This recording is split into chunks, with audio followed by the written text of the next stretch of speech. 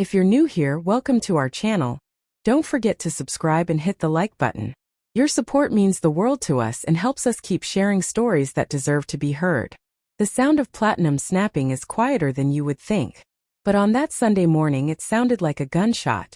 My 17-year-old niece Madison did not even look at me. She was live streaming to her followers. She had snatched the vintage bracelet right off my wrist, holding it up to the camera and calling it tarnished junk.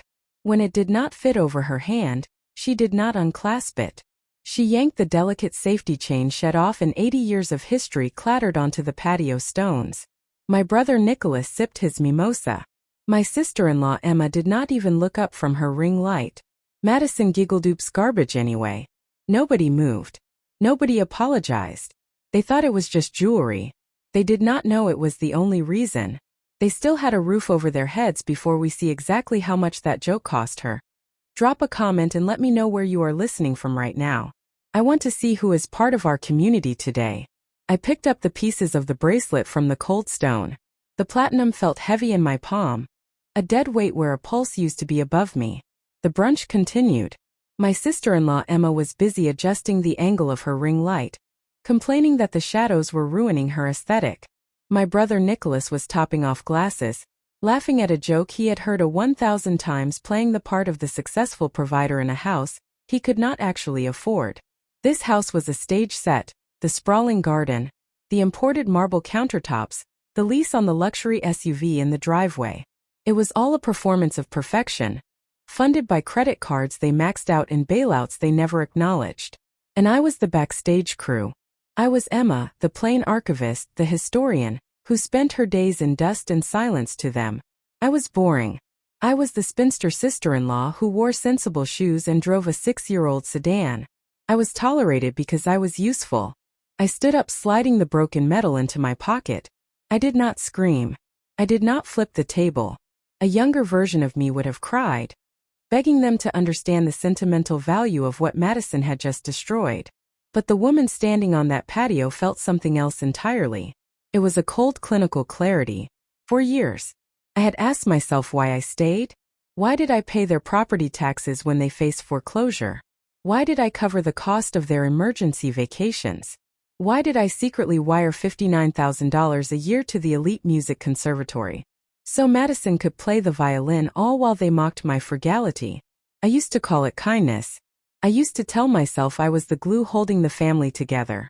But as I looked at Emma, who was now editing the footage of my humiliation for her story, I realized the truth. It was not kindness. It was the invisible chain of the survivor. When you grow up as the one who fixes things, you start to believe that your only value lies in your utility. You believe that love is a transaction. If you pay the bill, they will love you. If you solve the crisis, they will respect you. You wear the chain willingly because you are terrified that without it you are nothing. It is a prison. You build for yourself brick by brick, check by check. I had spent 31 years believing that if I just endured enough disrespect, eventually I would earn a seat at the table. I thought my silence was dignified. I thought my invisible support was noble. But looking at Madison, who was already bored and scrolling through her phone, I realized I had not been noble. I had been an enabler. I had taught them that I was a natural resource to be min, not a person to be respected. They did not see a sister or an aunt standing there. They saw an appliance, and when an appliance breaks, you do not apologize to it. You kick it. Emma glanced at me, waving a dismissive hand. "Don't look so tragic." "Nat, it looked old anyway. You can probably get a few bucks for the scrap metal." I looked at her. I looked at the house my money had saved. I looked at the child my money was educating. The chain around my neck didn't snap, it simply dissolved. "I am leaving," I said. My voice was quiet, barely a whisper over the music. Nicholas didn't even turn around. "Okay, see you next week. Don't forget Mom's birthday gift." I walked through the sliding glass doors past the kitchen island, where the unpaid bills were usually hidden in a drawer, and out the front door. I got into my car. I didn't slam the door. I closed it gently. The silence inside the vehicle was heavy, but it wasn't empty. It was the sound of a contract expiring. The drive home was a blur of asphalt and adrenaline.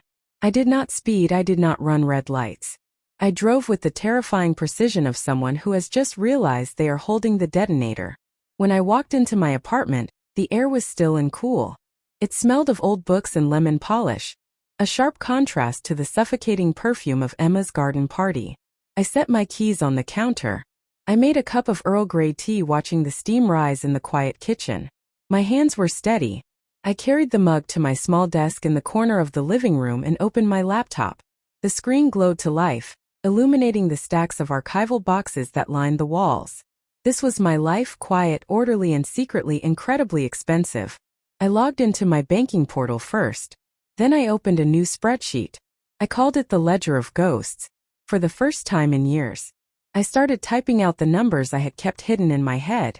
The mortgage payments for Nicholas's first house when he lost his job, $42,000. The loan for Emma's boutique that went bankrupt in 6 months, $25,000. The down payment on their current showcase home listed as a gift so they could qualify for the loan, $80,000. I stared at the numbers. They were staggering.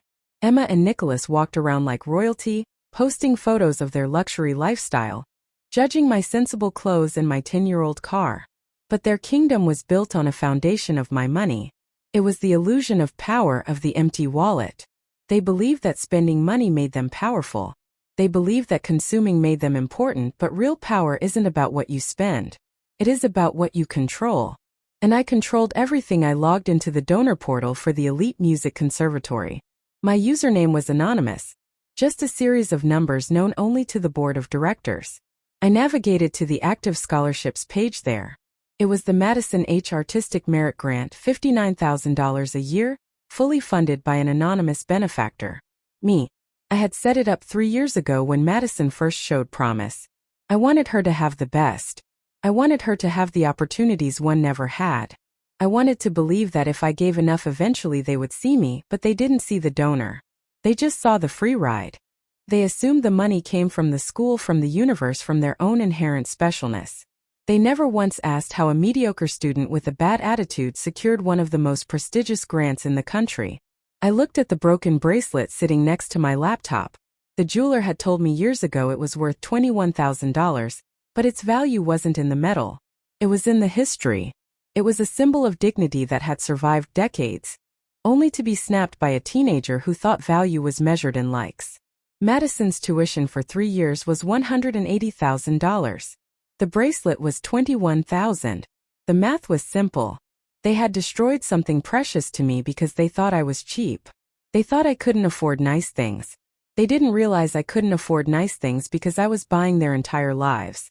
I moved my cursor to the Managed Funding tab. My finger hovered over the trackpad. I didn't feel guilty. I didn't feel sad. I felt the cold, hard weight of a balance sheet. Finally zeroing out. I clicked Cancel Recurring Transfer. A confirmation box popped up. Are you sure you want to revoke this grant? This action is immediate and may affect the student's enrollment status. I clicked yes. The screen refreshed status. Inactive funding withdrawn. I sat back in my chair and took a sip of tea. It was still hot. The silence in the apartment wasn't lonely anymore. It was expensive. It was the sound of $180,000 staying right where it belonged. The glitch in the matrix happened at 9 a.m. on Monday. My phone rang. It was Emma. I stared at her name on the screen, feeling a strange sense of detachment. She never called me on Mondays. Mondays were for her mom Fluent's content planning. I answered, keeping my voice neutral. Hello. Emma. She didn't even say hello. Nat, thank God you picked up. We have a crisis. The conservatory just called Nicholas. They're saying the tuition payment for this semester bounced. I leaned back in my chair, watching a speck of dust float in a sunbeam bounced. That's strange. It's more than strange. It's humiliating. She was shouting now, her voice shrill. They said. The funding source was withdrawn. Can you believe the incompetence? Madison is in the middle of rehearsals. If this isn't fixed today, they're going to pull her from the program. I took a slow sip of coffee. That sounds stressful. It's a disaster. Emma huffed. Look. Nicholas is useless with this stuff and I'm swamped with a brand deal. Since you work in archives and know how paperwork works, can you call them, use your professional voice, tell them it's obviously a clerical error, and they need to reinstate it immediately. I almost laughed. It was classic Emma. Even in a crisis caused by her own arrogance, She was trying to outsource the labor to me. She didn't think for a second that the money was actually gone to her. Money was just something that existed like air. It was a resource she was entitled to. The idea that someone had deliberately taken it away was impossible. I can't call them Emma, I said calmly. I'm not a guardian. They won't speak to me. Just pretend. She snapped. Say you're her. I don't know her. Business manager. Just fix it. Emma, we don't have time for this nonsense. I'm sure the donor has their reasons, I said. My voice was level, devoid of the panic she expected. Reasons? What reasons? Madison is a prodigy. This is just some jealous bureaucrat trying to sabotage her. Probably someone who saw her live stream yesterday and got envious of her lifestyle. The irony was so thick I could taste it. She was right. It was about the live stream, but not because of envy, because of exposure. She had exposed their cruelty to the one person who mattered. I can't help you, Emma, I said. You'll have to handle this one yourselves. I hung up before she could scream again. I turned my phone to silent. The silence that followed wasn't empty. It was heavy with the knowledge of what was coming. They were about to hit the wall of reality, and for the first time in their lives. I wasn't going to be there to put a pillow between them and the impact. The denial phase lasted exactly 48 hours. By Wednesday, it had curled into victimhood. Emma posted a video to her Instagram story. She was crying, filtering herself in black and white to look more tragic. Guys, I am literally shaking right now, she whispered into her phone. Some jealous family members are trying to sabotage Madison's future. They hacked the scholarship portal. It's so sad that people can't stand to see a young girl shine.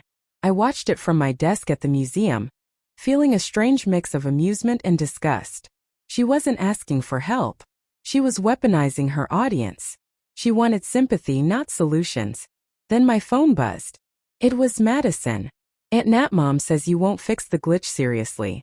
I need a new violin bow for the showcase, and since you're being weird, you owe me.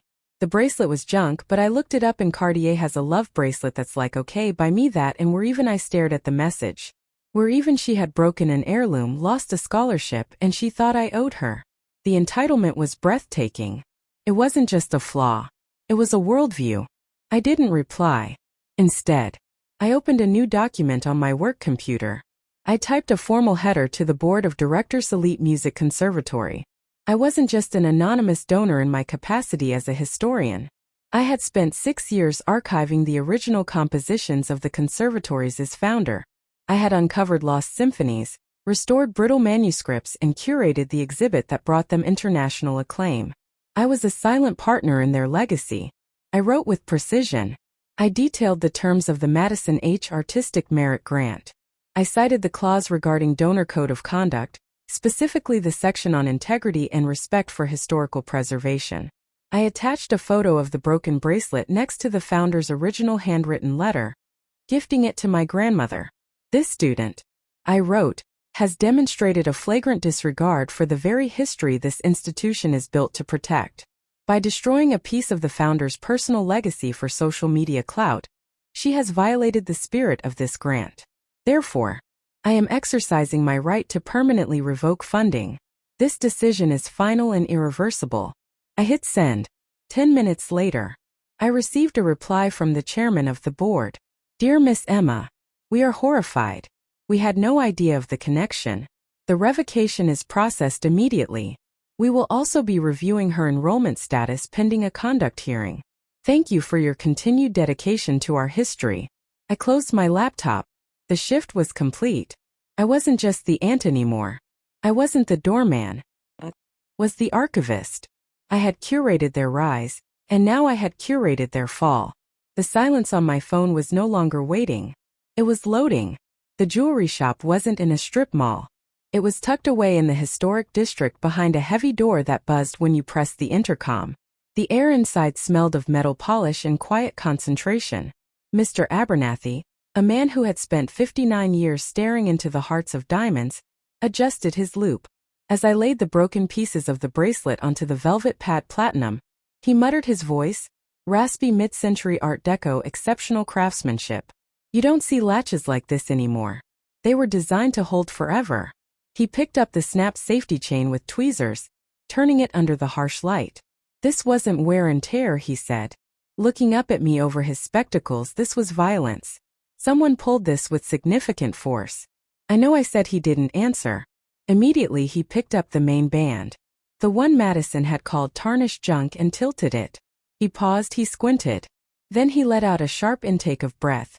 A sound so loud in the quiet room that I flinched. "Miss Emma," he said, his voice dropping to a whisper. "Do you know the provenance of this piece?" "It was my grandmother's." I said. "She left it to me. She said it was special. But she never said why." Mr. Abernethy beckoned me closer. I peered through the magnifier on the inside of the band, etched in script so microscopic. It looked like a scratch. To the naked eye was an inscription to Eleanor for the music that saved me. HV, 1949. My blood ran cold. HV Heinrich von Statten, the founder of the elite music conservatory. The man whose statue stood in the courtyard where Madison dreamed of playing, the man whose original scores I had spent the last 6 years restoring in the archives. "Your grandmother," Mr. Abernathy said softly, "was Eleanor Vance. She wasn't just a patron," he said, his eyes wide with reverence. "She was his first cellist. When the war ended, she helped him smuggle his compositions out of Europe. He had this commissioned for her. It's not just jewelry. Miss Emma, this is a relic. It belongs in a museum." I stared at the broken metal. The irony was suffocating. Madison, in her quest for viral fame and shallow validation, hadn't just broken a bracelet. She had desecrated a piece of history directly linked to the very institution she was desperate to join. She claimed to live for music, yet she had literally snapped the legacy of the man who built her world. All because it wasn't shiny enough for TikTok. "Can you repair it?" I asked, my voice steady though my mind was racing. "I can," Mr. Abernathy said solemnly. "I see the platinum, but the scar will remain. Metal has a memory. Good," I said. "Leave the scar." I walked out of the shop into the blinding afternoon sun. I felt heavier but also sharper. Before this moment, my decision to pull the funding had felt like justice. Now it felt like duty. Madison didn't just lack gratitude. She lacked the fundamental reverence required to be an artist. She was a vandal in the temple of music. I took out my phone. There were 14 missed calls from Nicholas. A text from Emma popped up. "We need to talk now." I didn't reply. I didn't need to talk. I had the truth in my pocket, and it was heavier than platinum. The twist wasn't that I had the money. The twist was that I held the history, and history I knew better than anyone has a way of burying those who don't respect it. The phone buzzed again. "We're coming over." I smiled. Let them come. I was ready.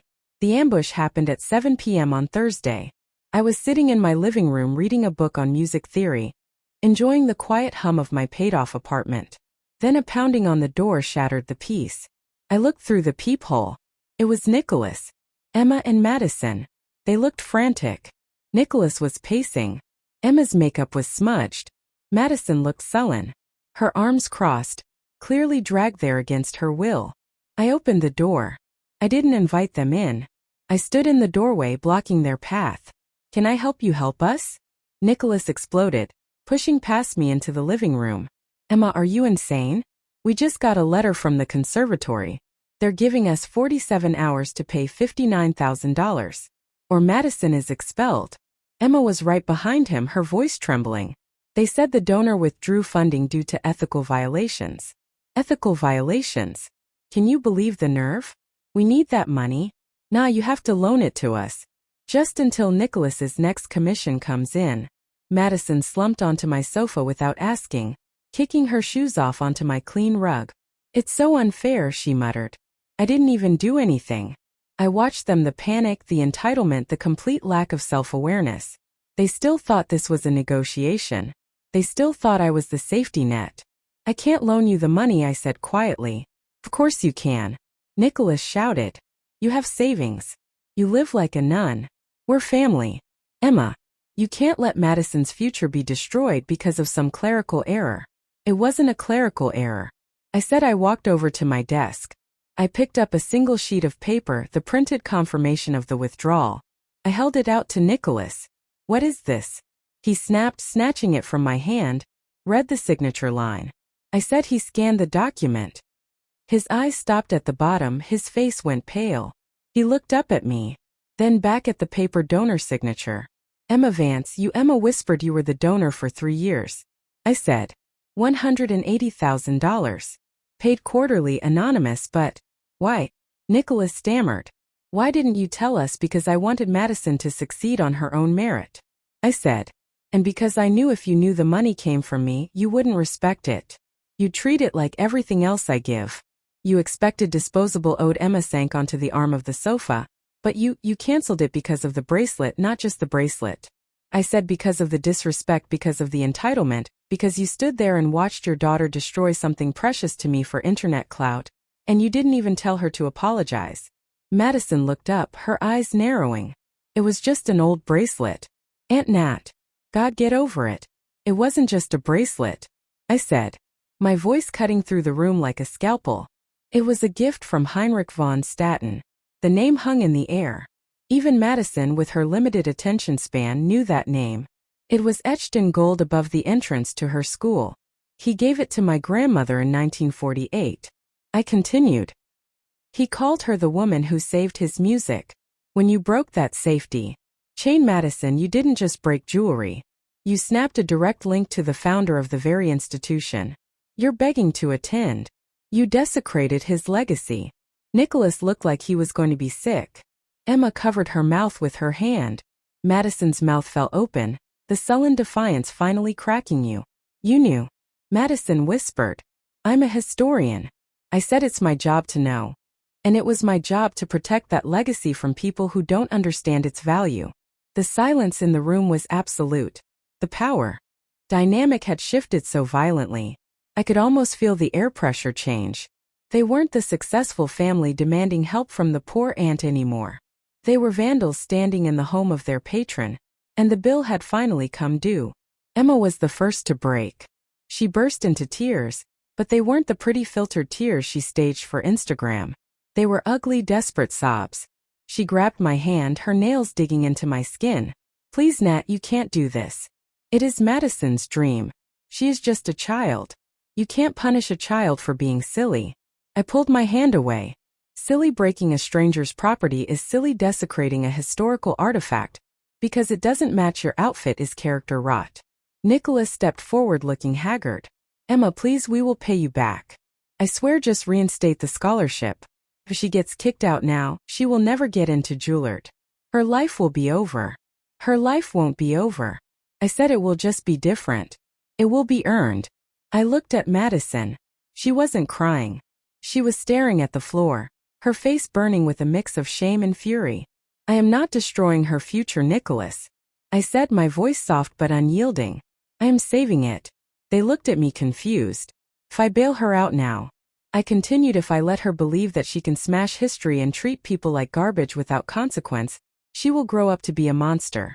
She will have talent, yes. But talent without character is worthless. It is a house built on sand. I walked to the door and held it open. The cool evening air rushed in, clearing the stifling atmosphere of entitlement. I am planting a seed. I told them it is a hard seed, and it is going to be bitter to swallow.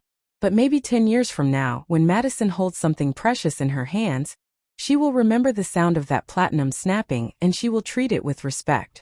That is the only scholarship I have left to give. They left in silence. No one slammed the door. This time they walked out into the hallway like ghosts, carrying the weight of a reality they could no longer deny. 3 weeks later, I picked up the bracelet from Mr. Abernathy. The repair was masterful, but the scar was there. A thin silver vein running through the platinum where the safety chain had been fused back together. I slipped it onto my wrist. It felt different now, heavier, real. It wasn't just a grandmother's gift anymore. It was a battle scar. Madison was withdrawn from the conservatory. Nicholas and Emma couldn't come up with the $59,000. She is attending the local public high school now. I heard from a mutual friend that she sold her expensive violin bow to pay for repairs on her own phone screen when she dropped it. It's a start. I sat in my living room as the sun went down, the golden light hitting the stacks of archival boxes. My phone was silent. The bank account was full, the invisible chain was gone. I wasn't the aunt who paid for everything anymore. I was just Emma, and for the first time in my life, the silence wasn't waiting for permission. It was peace. My story ends here. If you feel that this story is meaningful and brings useful lessons, please like and subscribe to the channel to support me. Thanks for listening and see you in the next videos.